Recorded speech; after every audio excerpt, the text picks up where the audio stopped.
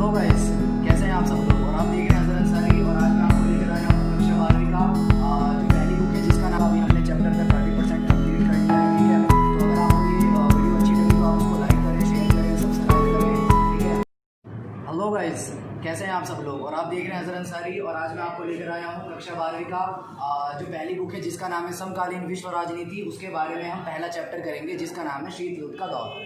ठीक है, तो जो बच्चे कक्षा 12वीं में हैं, खास तौर से उनको ये वाला जो चैप्टर है वो देख सकते हैं। अच्छा, तो जो हमारी बुक का नाम है, जिसका नाम है समकालीन विश्व राजनीति, सबसे पहले हम जो हमारी बुक है उसके बारे में हम पढ़ लेते हैं। तो जो हमारा बुक का नाम है समकालीन, यानी कि वर्तमान समय में, विश्व मतलब दुनिया। तो वर्तमान समय में पूरी दुनिया में जिस तरीके से राजनीति चल रही है उसके बारे में हम इस पूरी बुक में बात करेंगे। और जब ये बुक आप खोलेंगे तो सबसे पहला जो आपको चैप्टर मिलेगा उसका नाम है शीत युद्ध का दौर। ठीक है, जो सबसे पहला चैप्टर है उसका नाम है शीत युद्ध का दौर। अब आपके क्वेश्चन होंगे, जी शीत युद्ध क्या होता है। शीत युद्ध, बहुत सारे बच्चे बोलते हैं कि ऐसा युद्ध जिसमें कभी जो सर्दियों में लड़ा जाता है उसको हम शीत युद्ध कहते हैं। ये गलत है। ठीक है, शीत युद्ध यानी ऐसा युद्ध जिसमें कभी हथियारों का इस्तेमाल नहीं हुआ। शीत युद्ध एक ऐसा युद्ध होता है जिसमें कभी हथियारों का इस्तेमाल नहीं हुआ। ठीक है, और इसका दौर यानी कि इसकी एक समय अवधि, यानी कि किस समय अंतराल में, यानी किस समय अवधि में ये शीत युद्ध चला। तो इसका टाइम है 1945 से 1991 तक। ठीक है, तो ये जो शीत युद्ध का दौर है ये 1945 से 1991 तक चला। तो सबसे पहले हम देख लेते हैं कि शीत युद्ध क्या है। जो हमारा सबसे पहला टॉपिक है, शीत युद्ध क्या है। तो शीत युद्ध अमेरिका, आप जानते हैं अमेरिका को इंग्लिश में यूएसए कहते हैं। यूएसए मतलब यूनाइटेड स्टेट्स ऑफ अमेरिका। ठीक है, ये एक पक्ष था, यानी कि और जो दूसरा पक्ष था उसका नाम था सोवियत संघ। ठीक है, उसका नाम था सोवियत संघ। इसको इंग्लिश में यूएसएसआर कहा गया भाई, यूएसएसआर है ना। यूएसएसआर मतलब union of Soviet socialist Republic. ठीक है, फुल फॉर्म आ सकती है एक नंबर की, तो आप लिख सकते हो। तो इन्हीं दो महाशक्तियों के बीच में जो शीत युद्ध है वो चला। और जो कब से कब तक चला, ये चला 1945 से लेकर 1991 तक। ठीक है, आई होप आपको समझ में आ गया होगा। तो हमारा जो नेक्स्ट टॉपिक है, तो इनका जो अच्छा, ये शीत युद्ध क्यों लड़े ये दोनों, मतलब जो दोनों महाशक्तियां हैं वो शीत युद्ध क्यों लड़ रही हैं, क्या चाहिए इन दोनों को। सबसे पहले जो पूरा विश्व है वो दो बराबर महाशक्तियों में बटा हुआ था।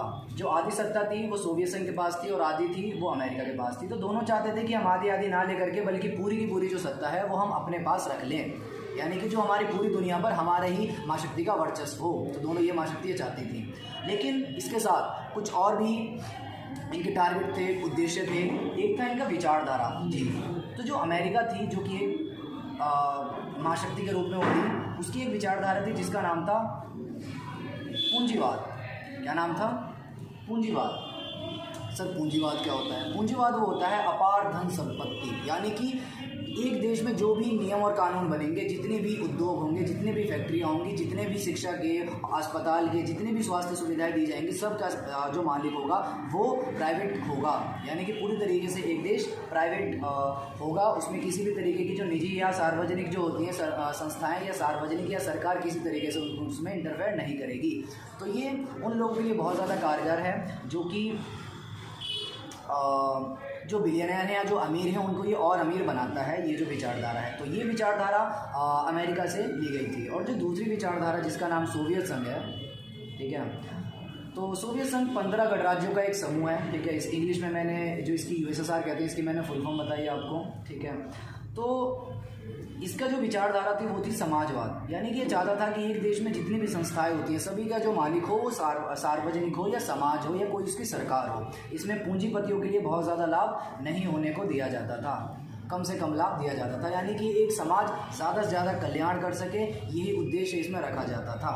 ठीक है, ये समझ में आया होगा आपको। तो मेन इनकी विचारधारा भी थी पूंजीवाद और समाजवाद। ठीक है, तो एक क्वेश्चन आता है भाई कि ये जो दो महाशक्तियाँ हैं, वैसे तो ये महाशक्तियाँ हैं, यानी कि पूरी दुनिया में इन दोनों महाशक्तियों का ही बोलबाला था, यानी कि इनका वर्चस्व था, लेकिन फिर भी इन्होंने छोटे छोटे देशों को अपने साथ जोड़ने के लिए बहुत सारी चीज़ें की।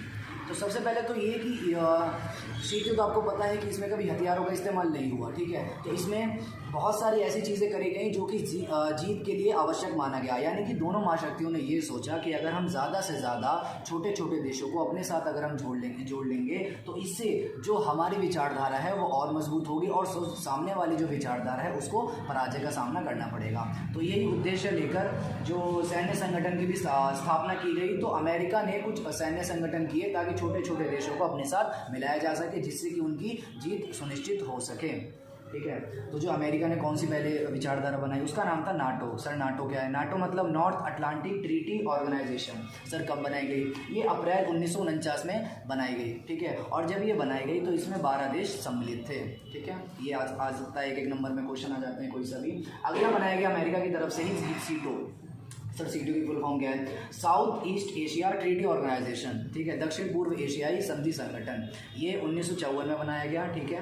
लेकिन ये जो शीत युद्ध के बाद है इसको समाप्त कर दिया गया, ठीक है। अब ये प्रेजेंट टाइम में वर्तमान समय में उपलब्ध नहीं है, लेकिन नाटो जो है अभी भी उपलब्ध है। नाटो के जो सदस्य देश हैं वो अभी भी वर्तमान समय में मौजूद हैं, ठीक है। एक और अमेरिका ने बनाया जिसका नाम था सेंटो। सेंटो बना है केंद्रीय संगठन से, हिंदी में इसको कहते हैं केंद्रीय संधि संगठन, ठीक है। ये 1955 में इसकी स्थापना की गई थी। ये भी शीत युद्ध के बाद इसको खत्म कर दिया गया था। तो ये तीनों के तीनों जो है सैन्य संगठन छोटे छोटे देशों को अपने साथ जोड़ने के लिए जो बनाया गया था वो अमेरिका द्वारा बनाया गया, ठीक है। तो अब भाई दूसरी विचारधारा है जिसका नाम है सोवियत संघ। वो भी खाली नहीं बैठा, वो भी कुछ कर रहा है। उसने वार्सा संधि बनाई, वार्सा पैक्ट भी बोलते हैं, और ये उन्होंने 1955 में बनाई, ठीक है। और उनका भी उद्देश्य सेम था कि जो हमारे समाजवादी विचारधारा वाले और जो दूसरे देश हैं हम उनको ज़्यादा से ज़्यादा अपने साथ शामिल करेंगे ताकि जो हमारी विचारधारा है वो ज़्यादा से ज़्यादा मजबूत हो सके, ठीक है।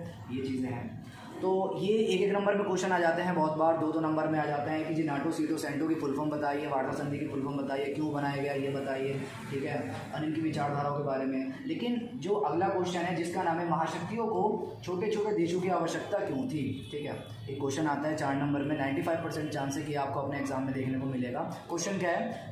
महाशक्तियों को छोटे छोटे देशों की आवश्यकता क्यों थी? तो सबसे पहले आप इसमें पॉइंट लिखेंगे कि जो महाशक्तियाँ हैं, वैसे तो वो महाशक्तियाँ हैं, ठीक है, उनके पास संसाधनों के अपार संसाधन हैं, उनके पास बहुत सारा जो स्टॉक है वो उपलब्ध है, लेकिन फिर भी छोटे छोटे देश उनके लिए बहुत ज़्यादा लाभकारी थे। सबसे पहला पॉइंट आप लिखेंगे क्योंकि महत्वपूर्ण संसाधन, छोटे देशों के पास बहुत ज़्यादा महत्वपूर्ण संसाधन होते हैं, जैसे खनिज, ठीक है, और पेट्रोलियम वगैरह, ठीक है, जिससे कि दूसरे देशों को इनका निर्यात किया जाता है। वो बहुत ज़्यादा जो महत्वपूर्ण संसाधन हैं वो महाशक्तियाँ अपने लिए इस्तेमाल करेंगी, इसीलिए महाशक्तियों ने छोटे छोटे देशों को अपने साथ जोड़ने के प्रयास किए, ठीक है। और भी है भू क्षेत्र। अब जो छोटे छोटे देश हैं उनका जो भू क्षेत्र है वो महाशक्तियाँ अपने लिए सैन्य गड्ढों के हिसाब से भी स्थापित कर सकती हैं। वहाँ पर अपने जो उनके भू क्षेत्र है वहाँ पर अपने जो सैनिक भेजकर वहाँ पे विभिन्न प्रकार की नज़रें रख सकते हैं, जासूसी कर सकते हैं, तो इसलिए भी इंपॉर्टेंट है। अगला है सैनिक ठिकाने, ठीक है। तो जो महाशक्तियाँ हैं वो छोटे छोटे देशों में अपने सैनिकों को भेजकर वहाँ पर उनकी ट्रेनिंग, उनका प्रशिक्षण, उनकी